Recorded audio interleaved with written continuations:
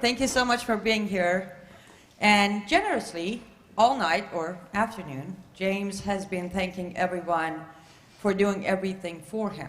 So, I'd like to talk or say this on behalf of everyone, at least in this room.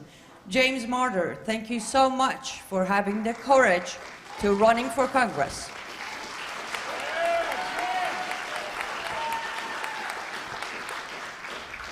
No, seriously, nowadays it does take courage to even run, because the moment you say I'm running, comes evil. And of course, what I mean by that is Democrats.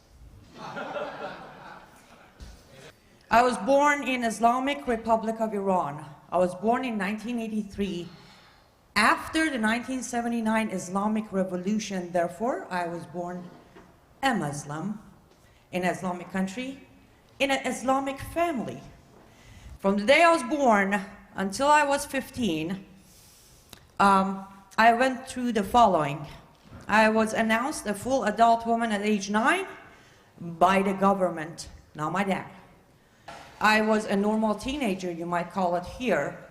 I started getting arrested, being punished, put in prison, lashed for crimes such as having nail polish on, my hair accidentally showing from back of my hijab, singing loudly, accidentally in public, attending a party where boys and girls were in the same room, and on and on. So, my father decided it is time for you to become somebody else's problem. He sold me to a man who made a good offer. The offer was, I'll pay you $50. Yes, 2 20s and a 10, actual American dollars. And 1 month of personal usage of opium for my father. He handed me over. I became his wife. Later on, I learned that I was his child bride. Because when you live in a country that is ruled by Sharia, you're not called a child bride because you're not a child, you are a woman, therefore you're a wife. He wasn't the nicest husband you could ask for, so he did the Sharia thing, you know, beat you up if he wasn't happy with your cooking, if he wasn't happy with your behavior, whatever, on and on. And yes, just in case if anybody's asking in their head. Yes, he did consummate that marriage. Yes, he did rape me as many times as he could. No, I couldn't go complain anywhere because, again, the Constitution is Sharia. Under Sharia, everything I'm telling you happened to me is legal, allowed, approved by Allah, applied by Muhammad. So, my grandmother, rest in peace, wonderful, wise woman, she decided enough is enough. When we realized there's no way out, she hired the smugglers to smuggle me out of the country, get me to Turkey, and I went to UN and tried to seek asylum. When I was asked to pick 3 countries as my final destination, I looked at my UN lawyer and said, hey, which country is like freest ever? She said, America. I wrote number 1, America, number 2, America, number 3, America. She said, hey, if America doesn't accept you, you wrote 3 Americas. That's it, you're done. I said, oh, they will accept me. And the case was so unique, they didn't know what to do with me because I was an underage asylum seeker with no guardian.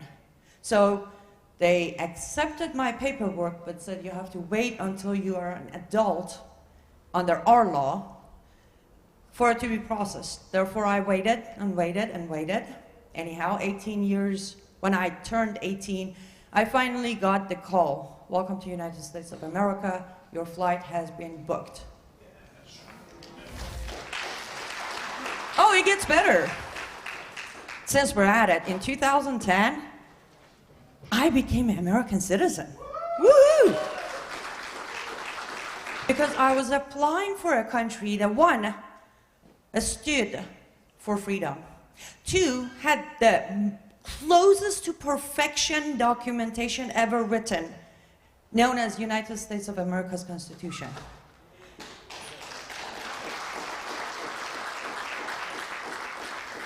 Number 3, this nation was built on Christianity. That the problem is, Because I stand here and I say, problem is Islam, because I tell you I'm an ex-Muslim, because I told you I ran from my husband, there are 11 bounties on my head. 7 out of 11 of them were issued from imams inside mosques that are inside United States of America.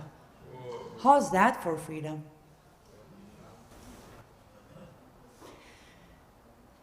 The answer to me normally is, why don't you stop provoking him? Oh, sure. No, I have earned every bit of my freedom. Do you really think I couldn't jump over a border or marry someone for a fake marriage? I don't know, maybe I could find a brother like Ilhan Omar did, yeah? I could have, but I didn't, and here are my reasons.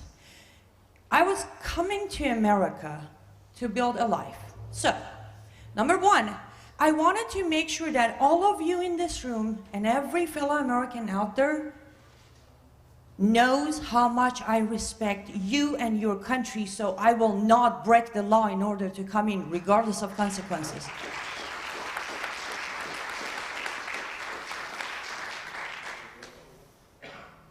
Secondly, I wanted to make sure that all of you and my fellow Americans out there will respect me as a fellow American.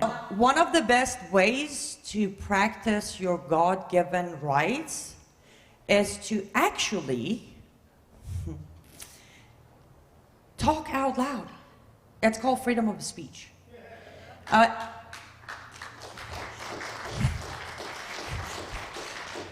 One of my favorite things that I learned very early on, well, early on was when I could actually make a sentence in English, was our Constitution gives me the right to be offensive and gives you the right to be offended. Practice it.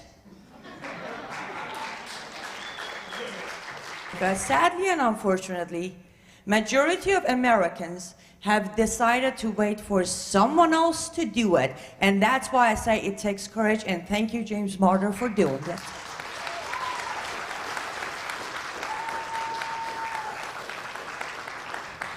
You know, cheering someone to do the right thing is the first step. But then when they gain momentum, you can't just cheer them anymore. You got to get behind them and run with them.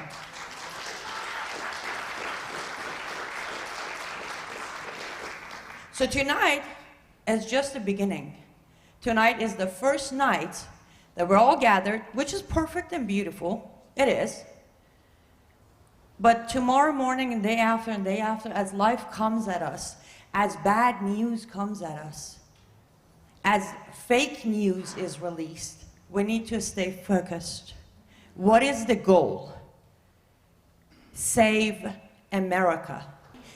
But I can promise you there are so many future grateful immigrants who are waiting for us to hold on to this beautiful freedom, constitution, and country.